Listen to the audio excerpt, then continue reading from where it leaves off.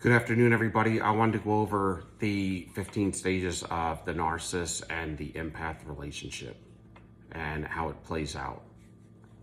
And this is in cycle 1 of the unawoke empath, waking up. It starts out with attraction. So the narcissist attracts the empath with their charm and charisma, who has everything together. This happens in the love bomb phase. You will think that you have met your soulmate. There's excessive attention. There's fake love, gifts, and dinners. The narcissist will work very hard in the love bombing phase to attract the empath and to keep this interest in the relationship. If the empath tries to resist the attraction, they will be reminded of what they are about to lose, because the narcissist will be deceiving the empath, making him feel as if they're a big catch. The reason a narcissist needs this empath is because their giving nature, the empathy, their compassion. They care for the narcissist, and the narcissist is a taker. The relationship will feel like a fairy tale. The narcissist will continue attracting the empath through the love bombing. They will mirror the empath's feelings, behaviors back to them. The empath will become infatuated and think they have found their true love, the perfect one. The next stage is devaluation stage. Narcissist will chip away at the empath's self-esteem. Now, the true colors of the narcissist starts to appear. The devalue of the empath verbally abuse them, make critical comments to the empath, and then devalue them, and then say that it was just a joke, that they were just joking.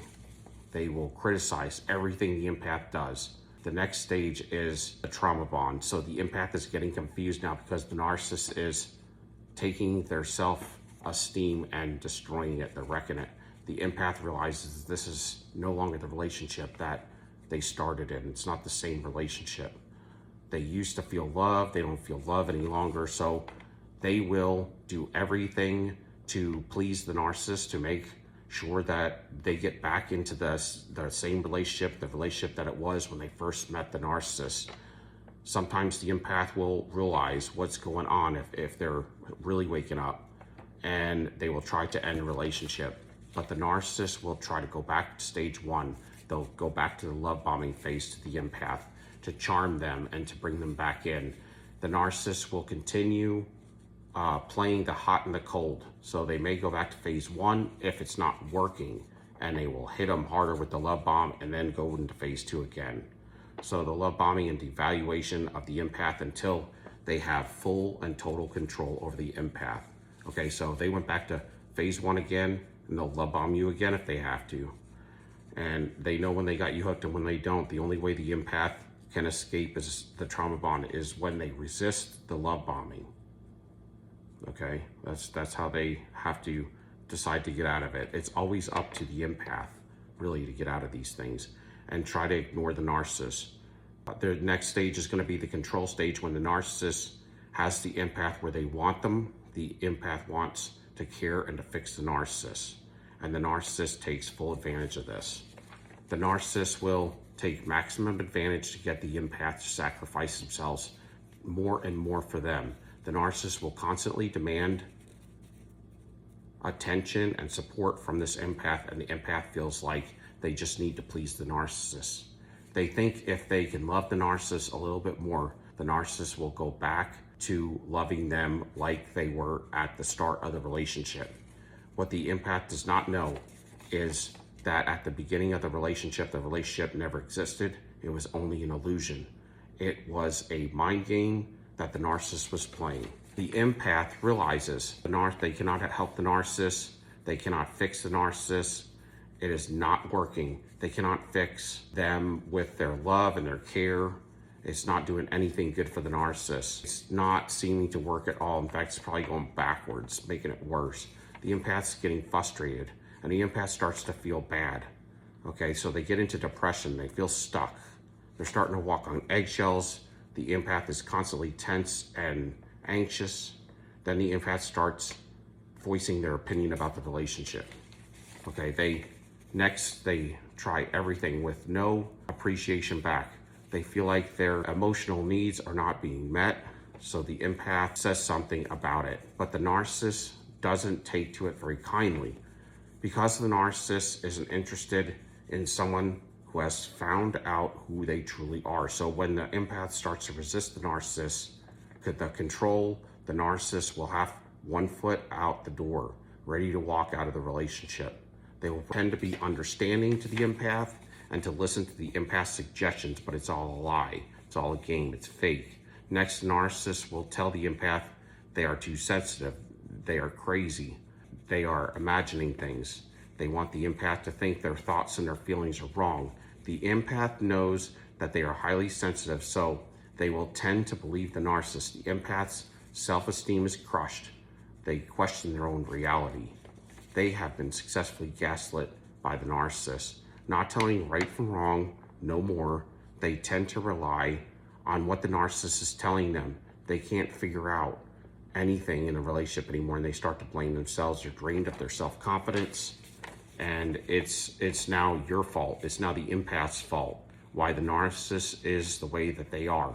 The empath will try not to do anything wrong to cause trouble.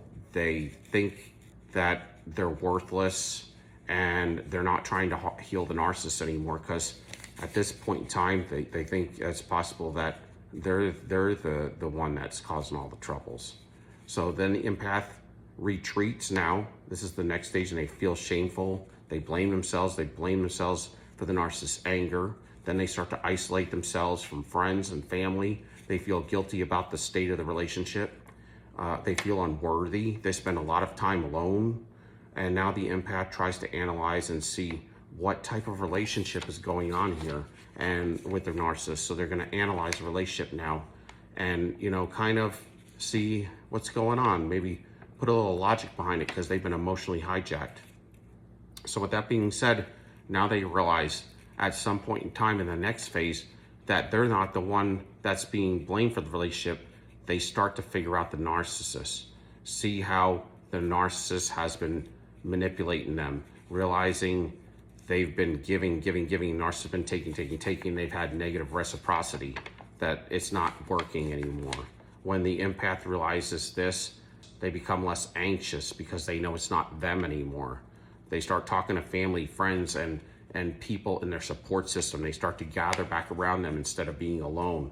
They start to ask questions, and they start to realize that they're not the one, they're not the principal reason for the injury and the reason this relationship is going in the way that it's going. So they go and tell the narcissist. The narcissist gets angry because they don't care. They just want to continue on a road of manipulating and using people. So they don't care. They know what they're doing. So the narcissist and the empath go their two separate ways, because the empath has nothing else to give anyway. They're not giving it anymore because they know what's going on. They're also out of fuel and they need recovery. So they leave as if nothing's happened, and they go to somebody else as if it's no big deal. That's how the narcissist with indifference, right? So now the healing starts to take place for the empath. So they start to realize and analyze that the situation, their intuition starts to come back to them. They start to liven up, and they start to get their intuition on point. They start to realize that in a love bombing phase that they were hijacked emotionally, that all of that love bombing was running over all these red flags. Their intuition was talking to them, but because they grew up in certain ways and certain situations, that this may have been plaguing them their whole life, but now it's starting to wake up, because the trauma from betrayal wakes up an empath at some point in time. And so they start to see that the narcissist is the one that's causing all the trouble. But then next, the narcissist will try to hoover the empath, and now the empath that resists narcissist and pulls back and is be able to keep their pull away from the narcissist is okay, and they go no contact. The narcissist, if they go no contact, the narcissist doesn't have the opportunity to reach out to them, then they may end the relationship there, and everything will be okay for the empath, but the narcissist will still try to hoover, but maybe they can't get a hold of them. The next stage is the recovery phase. The empath moves on for good, and the empath feels happier. Then the empath feels more confident, and the empath feels more successful, but still has a lot of work to do. So that's kind of like the 15 stages of what it's like when the narcissist meets the empath through the love bombing, devalue, discard phase, and the Hoover phase. So the 4 stages of the circle to nowhere with the narcissist, and how it operates and what's really going on in the head of the narcissist. It's not just, we're not just talking about here what, you know, how the phases work generally speaking, but this is really in an intuitive level what's really going on. It's all a fake. You were hijacked in the beginning of this, and narcissists always knew what they were doing. I get a lot of stuff from people, a lot of notes, a lot of comments, and a lot of, you know, suggestions that, you know, the narcissist was, you know, that the relationship was real, and I understand that. But I wanted to put this forward because the narcissist isn't real, and I've been through it myself. So I just wanted to put it out there in a way that made a little bit more sense and a little bit more real for y'all. So if you can give me a like, subscription, and a thumbs up, love y'all. Peace. Till next time, we out.